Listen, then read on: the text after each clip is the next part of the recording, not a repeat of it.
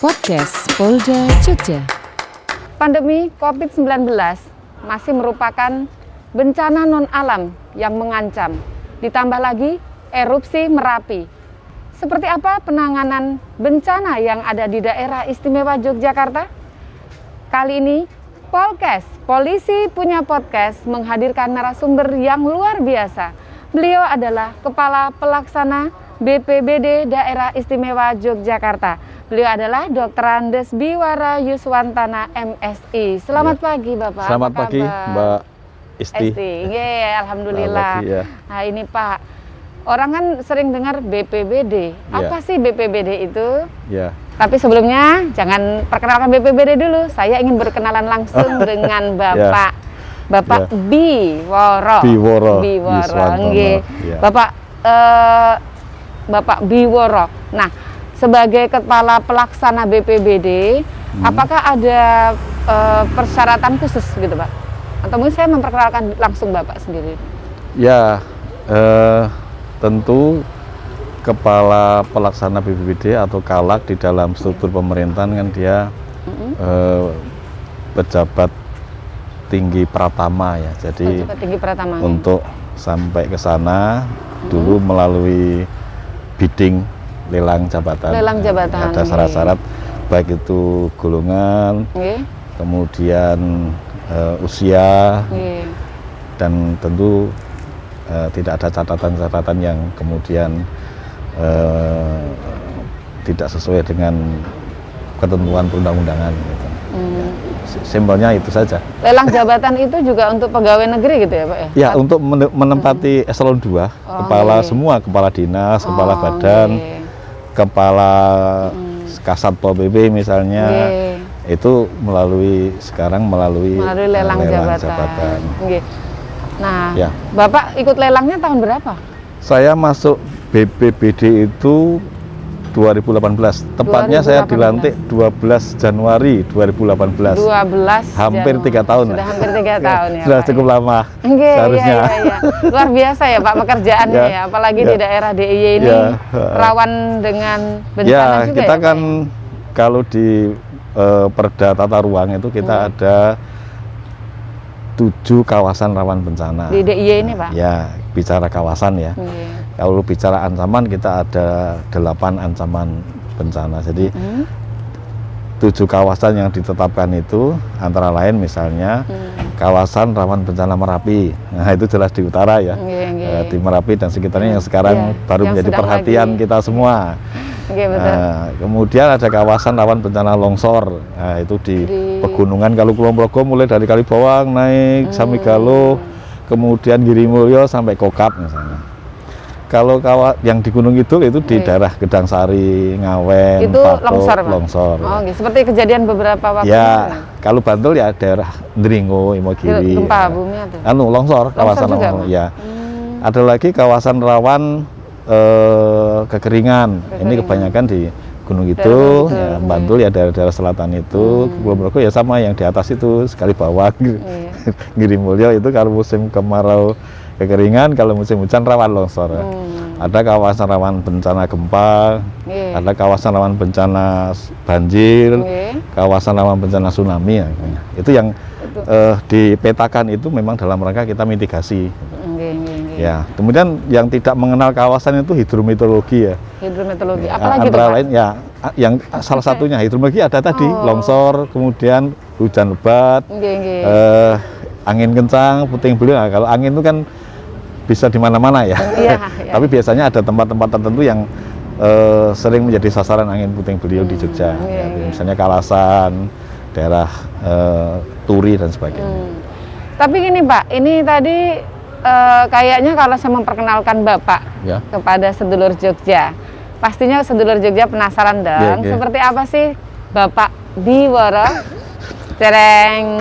Ya, salam buat sedulur Jogja ya Pak ya. Nanti kalau ketemu di mana-mana dengan Bapak Biwara silahkan disapa. Beliau tahu banyak tentang bencana yang ada rambutnya. Tapi ini karena masih masa pandemi ya tetap seperti protokol kesehatan ya Pak. Bagaimanapun kondisinya kita tetap menggunakan masker, menjaga jarak, juga cuci tangan, juga menghindari kerumunan Ya, biar tidak betul. tertular dan bisa mengurangi Itu dampak kuncinya di penularannya. situ. Oke. Nah, Pak Biworo ini pendidikan terakhirnya apa? S2 apa nggih, Pak? Saya S2 Magister Administrasi Publik. Administrasi Ya, publik. jadi Gajah Mada ya. Nggih. Saya S1 Sospo Visipol Iya. Gajah Mada, S2 kebetulan mendapatkan support dari negara Iya. dalam daerah untuk kuliah S2 beasiswa di situ. Luar biasa dapat Dan beasiswa. saya masuk di Humas, kemudian di Iya. Bapeda dan terakhir di BPBD. Hmm. Kayaknya kok masih ada hubungan dengan huruf B ya. Bapeda, BPBD, saya Biworo gitu. sudah diarahkan ke situ ya Pak ya, akhirnya ke BPBD. Ya. Nah ini kaitannya dengan BPBD, mungkin masyarakat di luar juga masih banyak hampir bingung kali ya Pak, ada BPBD, ada PNBP, ada main-main macam-macam istilahnya. Nah ini biar masyarakat atau sedulur Jogja lebih paham BPBD sendiri itu seperti apa? Apakah memang merupakan institusi yang ada di bawah atau kementerian tertentu atau bagaimana Pak? Ya, kalau BPBD itu organisasi perangkat daerah ya. Jadi Perangkat kita daerah. dibentuk dengan terakhir Perda IS nomor 3 tahun 2016. 2016. Ya, Nggih. Perda IS 3. Kemudian tupoksinya atau tugas pokok fungsinya itu juga dibentuk dengan Pergub 80 ya, tahun 2018 ya. Tetapi kalau kita bicara undang-undang, jadi sebenarnya di Undang-Undang 24 tahun 2007 tentang penanggulangan bencana itu di pusat atau di nasional dibentuk yang namanya BNPB, Badan Nasional Penanggulangan Bencana. Nah, kemudian di undang-undang itu diamanatkan daerah supaya membentuk BPBD, Badan Penanggulangan Bencana Daerah. Ya, Nah, karena itu kemudian daerah melalui Perda IS tadi nggih. membentuk BPBD lah. Di dalam Perda tentang penanggulangan bencana, Perda DIY itu di pasal 7-nya itu ditulis antara lain bahwa penyelenggaraan penanggulangan bencana oleh pemerintah daerah dilakukan oleh BPBD. BPBD. Nah, jadi kami mempunyai tugas untuk melaksanakan penyelenggaraan penanggulangan bencana. Jadi penanggulangan bencana itu pengertiannya Nggih. ya ada ada pada saat bencana, ada pasca bencana. Bencana, Ya. nggih. Kalau pra itu programnya ya kita namanya pencegahan dan kesiapsiagaan. Nggih. Nah, kalau ada darurat seperti sekarang ini, kalau baik itu COVID Nggih. maupun kalau Sleman sudah ada Merapi, yaitu penanganan darurat. Ya. Udah masuk penanganan, Ya, nggih. kemudian yang ketiga adalah pemulihan atau rehab rekon yang kita Nggih. lakukan. Jadi ini saling terkait ya, siklus ya yang harus kita lakukan. Jadi kalau tidak ada bencana itu ya tugas kita tadi rehab rekon. Seperti sekarang kita masih melaksanakan rehab rekon untuk infrastruktur yang rusak karena siklon Cempaka 2018 lalu. 2018 lalu. nggih. Dulu kan banyak jembatan rusak, jalan Iya. longsor ya, kemudian itu masih ada yang kita selesaikan tahun masih ini. diselesaikan, terus kemudian ada Ya. lagi non Ya, alam ini ya semoga Pak. ini masuk musim hujan ini, walaupun BMKG memprediksi ada peningkatan 40% curah hujan, ya semoga kita aman lah dari.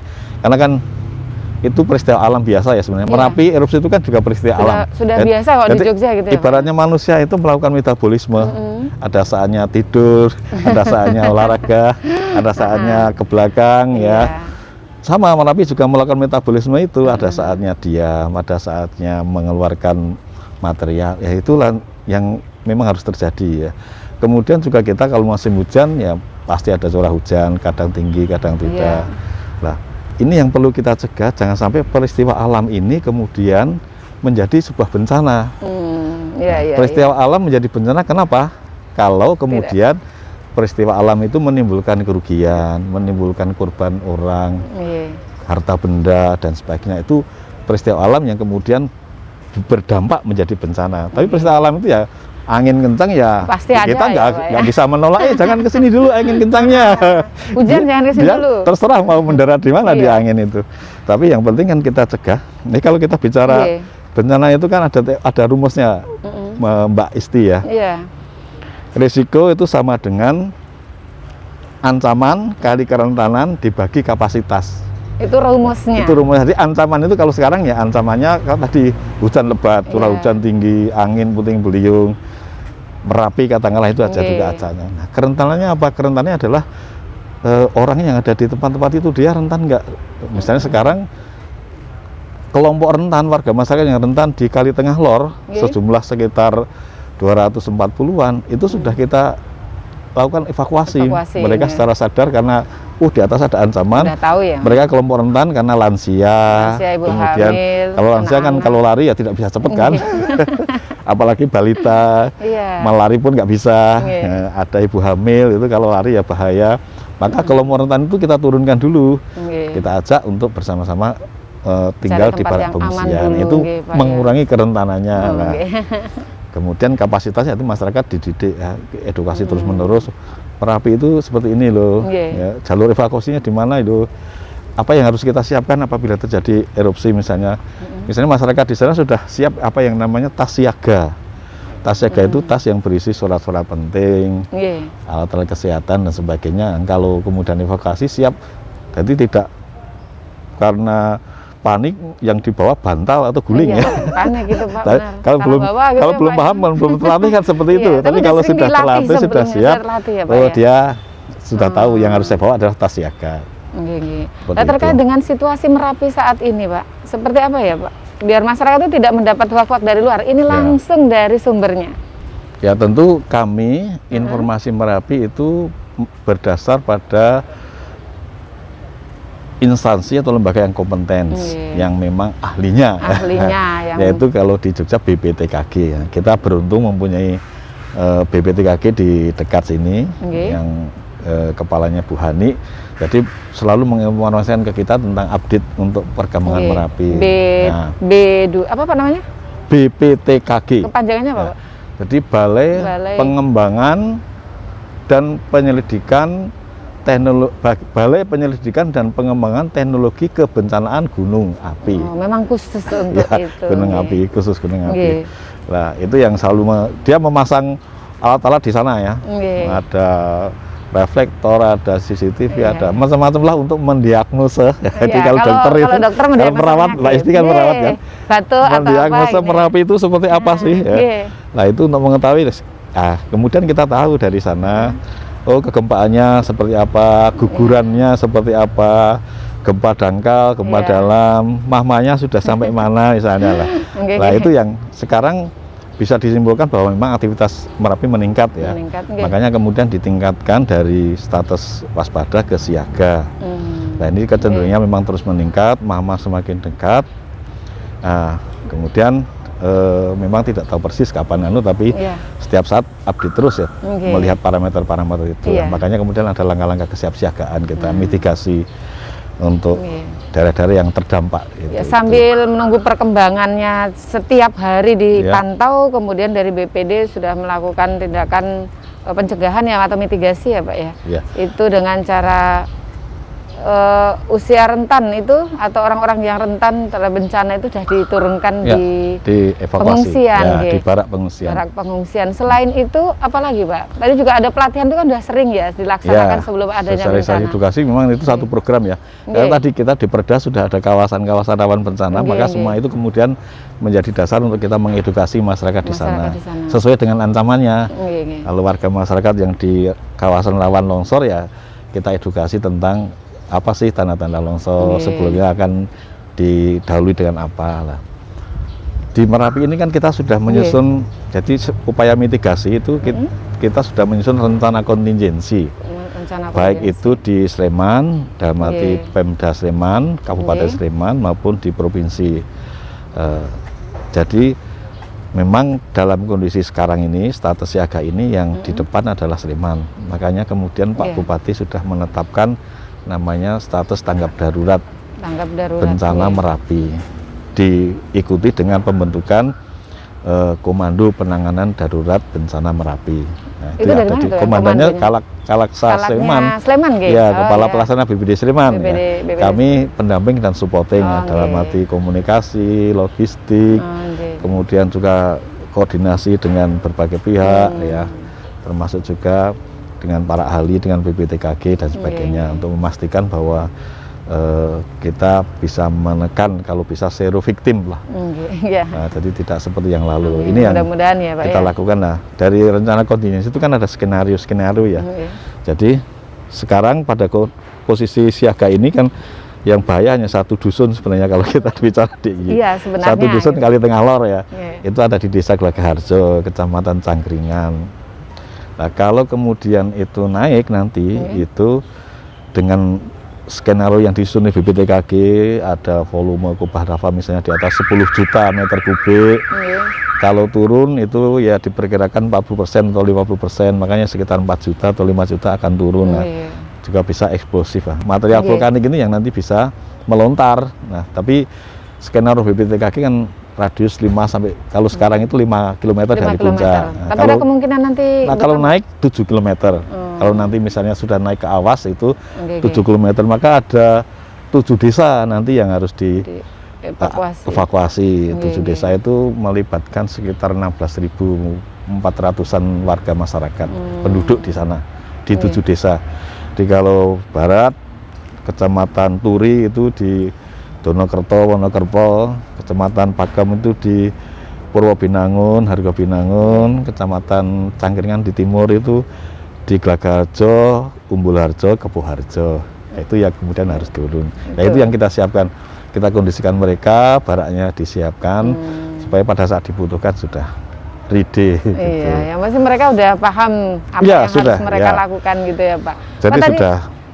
BPBD DIY ini kan juga sementara ini karena wilayah yang adanya Merapi itu di Sleman, berarti BPBD ini sebagai apa ya Pak? Maksudnya sebagai pembina, kita pendamping ya namanya. Pendamping berarti yang lebih utama itu dari sekarang masih di Sleman karena tadi hanya radiusnya jaraknya 5 km ada satu dusun ya. Artinya kalau kemudian kabupaten itu masih bisa menghandle itu, ya silakan dilaksanakan. Tapi tetap diawasi dari kita memastikan itu di tingkat provinsi, termasuk juga lembaga-lembaga yang lain membackup. BPTKG, BPTKG membackup informasinya. Kita membackup tadi yang sudah saya sampaikan. Ini terkait erupsi Merapi ini, BPBD bekerja dengan instansi mana saja Pak dalam penanganannya? Ya, yang jelas kita dengan instansi yang terkait dengan penanganan darurat ya. Ada tadi kalau informasi dari BPTKG, BMKG terkait dengan prediksi curah hujan di sana seperti apa, karena kan material bisa longsor kalau ada hujan lebat di atas, makanya itu kan perlu di bukannya ada ini terus lapanya atau apanya itu lebih dingin nggak Pak ya? Ya kalau dengan hujan jadi lahar dingin, tapi lahar dingin dengan campur material pasir kan bisa dulu kan 2006 2010 kan sampai COD sampai banyak yang rusak juga. Nah, dan itu perlu juga diantisipasi ya. Kemudian tentu dengan Polda, dengan TNI, dengan SAR ya Basarnas, kemudian juga dengan SAR DIY dan lembaga-lembaga relawan yang lain ya, itu yang kita konsolidasikan. Banyak berarti ya Pak kerjasama. Ya, karena bencana itu tidak bisa ditangani oleh 1-2 lembaga. Iya, itu betul. Harus kita bersama-sama. Bekerja bersama ya Pak. Jadi untuk sementara ini yang sedang diungsikan warga yang ada di Glagah saja ya? Ya, itu aja di satu dusun Kali Tengah Lor. Satu dusun aja. Yang sebanyak. Kalau penduduknya di sana 516, tetapi yang evakuasi duluan kan yang rentan tadi sekitar 240. Berarti masih ada warga yang posisinya tetap di rumah mereka ya Pak? Masih ya, karena dia punya sapi, walaupun sapi juga sudah mulai dievakuasi nih. Ya, karena kan supaya kemudian lebih aman kan, ya sapi kan sulit diajak rembukan tuh kalau misalnya nanti dijak turun kalau manusia dicolek membelot gitu. Dianya nggak mau gimana ya Pak ya? Diturunkan dulu gitu pelan-pelan. Karena itu juga merupakan kerugian jika terjadi ini. Karena mereka kan sumber penghidupannya dari itu. Sapi kebanyakan kan dari sapi perah sama pertanian ya. Iya. Jadi warga yang masih di tempat biasa masih melaksanakan aktivitas seperti itu biasa ya Pak ya? Yang dewasa, yang sehat, yang muda ya. Nah ini kaitannya dengan yang diungsikan. Ini kan masih pandemi COVID-19. Ya. Nah, untuk protokol kesehatan di tempat pengungsian sendiri seperti apa, Pak? Ya. Jadi intinya sekarang itu kan kita ada tiga ya, tiga ancaman atau kita menghadapi multi hazard ya. Satu COVID yang masih jalan, betul, kemudian yang kedua potensi erupsi Merapi, yang ketiga hidrometeorologi. Nah, ini kan tiga-tiganya sekarang harus kita hadapi. Nah, terkait dengan COVID itu kan kuncinya di protokol kesehatan, dan protokol kesehatan kan dalam setiap aktivitas apapun itu dalam situasi seperti sekarang ya kita harus menerapkan protokol kesehatan. Makanya yang menjadi penting adalah bagaimana mengatur orang-orang, mobilitas orang di sana, interaksi orang di sana di barak pengungsian itu supaya bisa mengurangi potensi penyebaran COVID itu atau virus itu lah. Ini yang lansia kan yang namanya sudah kelompok rentan ya, itu kan harus kita proteksi ya. Makanya kemudian baraknya disiapkan sebaik mungkin, ada sekat-sekatnya atau bilik-biliknya. Kemudian pemeriksaan kesehatan juga, pos kesehatan di sana terus menerus itu. Nah, kemudian juga pengaturan orang yang akan membantu melayani mereka itu juga harus sehat. Ketika berinteraksi menyiapkan logistik, makanan dan sebagainya kan harus sehat. Nah, itu juga di rapid test ya, petugas itu relawan itu. Dan tidak sembarang orang kemudian bisa keluar masuk ke dalam barak. Supaya kemudian tadi tidak membawa oleh-oleh yang membahayakan itu. Nah, termasuk juga kemudian di kalangan relawan sendiri juga ini Sleman masih mampu loh menangani karena memang belum banyak ya. Artinya bahwa silahkan rekan-rekan relawan untuk konsolidasi persiapan apa sih potensinya, sumber daya yang dimiliki apa, peralatan apa. Nah, ini untuk siap apabila nanti dibutuhkan. Sleman sudah memberi tanda saya butuh bantuan nih, baru masuk. Tentu dengan syarat-syarat tadi tetap jaga jarak, kesehat betul, mungkin nanti ada rapid dan sebagainya lah. Ini yang diatur itu, termasuk tadi hidrometeorologi karena sudah tua itu kan juga kalau hujan mungkin juga bisa mudah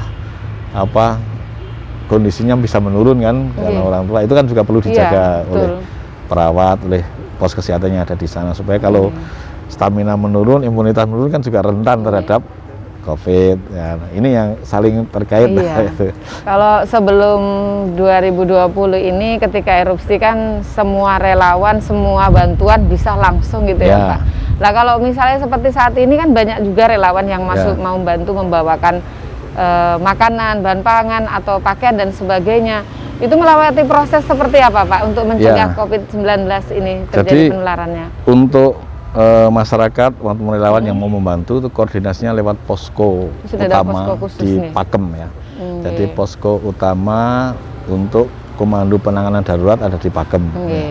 Di sana untuk koordinasi ada des relawan juga bantuan-bantuan. Jadi bantuan itu tidak serta-merta masuk ke komplek ke Lagaharjo ya.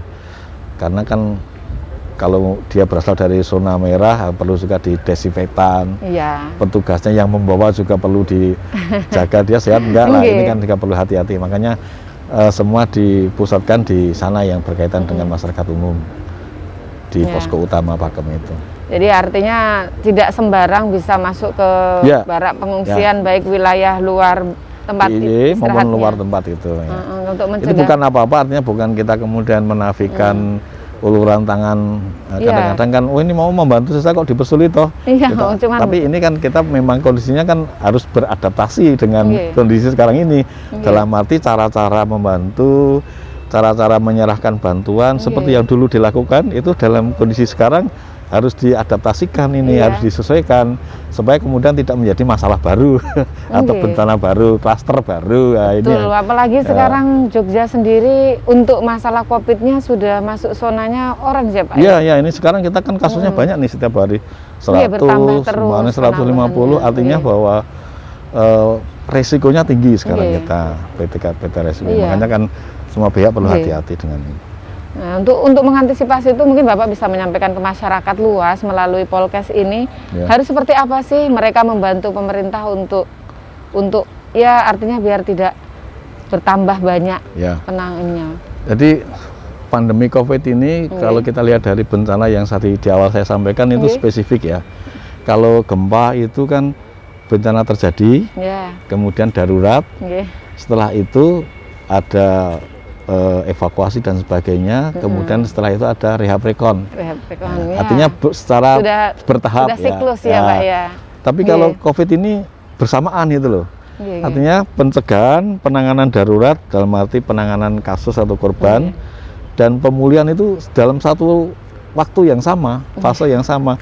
Pencegahan akan menentukan seberapa kemudian beban rumah sakit, beban dokter, beban perawat, kalau kemudian overload, sampai rumah sakit penuh dan sebagainya kan, ya kita harus memperhitungkan juga kapasitas dokter dan perawat itu kan. Kalau makanya pencegahan ini yang menjadi penting dari sisi masyarakat untuk tetap disiplin menerapkan protokol kesehatan dimanapun dan dalam aktivitas apapun.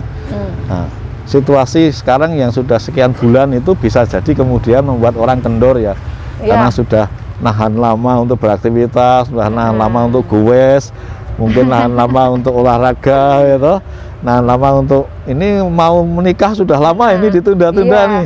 Rasanya udah kata aku udah jenuh gitu ya. Dan aktivitas yang lain yang menyenangkan itu kan, aktivitas yang menyenangkan itu apalagi kalau Jogja kota wisata itu kan selalu berkaitan dengan perkumpulnya orang kan. Iya, betul. Ya toh, wisatawan banyak yang merindukan Jogja ini. Karena kan wisata itu kan keberhasilan juga diukur dengan seberapa banyak wisatawan yang datang, seberapa persen hunian hotel. Kemudian kalau ada event-event misalnya pameran ya berapa sih pengunjung yang masuk. Itu kan dalam situasi normal. Sekarang itu nggak bisa itu loh. Ini yang dorongan-dorongan itu karena sudah lama ingin sekali ya, kemudian tadi kendor, kemudian ya sedikit lalai dengan prokes. Ini harus kita hindari. Tetap harus, karena justru ancamannya sekarang lebih tinggi dari bulan-bulan yang lalu. Pak, ya dari bulan-bulan kalau pertama itu awal kan memang masih banyak bingung ya Pak. Jadi orang bilang, aduh ini benar-benar perintahnya pemerintah kita ikuti, masih manut dengan harapan segera teratasi. Ternyata sekian bulan malah membuat, loh kok tidak ada perbaikan, kita udah makin jenuh gitu ya Pak ya. Ini sekarang memang naik banget. Beberapa waktu kemarin sempat informasinya kan rumah sakit penuh ya Pak ya. Ya, beberapa hari kemarin sempat. Nah itu untuk wilayah-wilayah DIY yang mengalami semua hampir zona orange gitu Pak. Ya masyarakatnya memang harus kembali lagi patuh dan kembali mendisiplinkan diri gitu ya Pak. Nah bagaimana halnya dengan masyarakat yang juga pengen saling membantu? Apakah memang ada, itu tanggung jawab siapa ya? Misalnya masyarakat dari luar DIY atau mungkin yang sekitaran DIY sama-sama zona oranye pengen saling membantu. Nah itu apakah ada tempat khusus yang ini bantuan ini kita kumpul di satu tempat kemudian disehatkan dulu atau main asal ya udah titip Gojek aja udah sampai gitu Pak? Ya kita itu kan ini kan posko ya. Kita posko untuk penanganan COVID di sini. Di bulan-bulan awal itu memang banyak bantuan ke sini ya. Permakanan, beras, sembako, bahkan uang. Bahkan saya sempat terharu juga ada anak SD itu dia menyerahkan bantuan hasil tabungannya 5 juta. Itu datang ke sini. Iya, datang ke sini dan menyerahkan itu ke posko kami. Kami sampai saat ini itu ada bantuan dari awal sampai sekarang sekitar 1,3 miliar.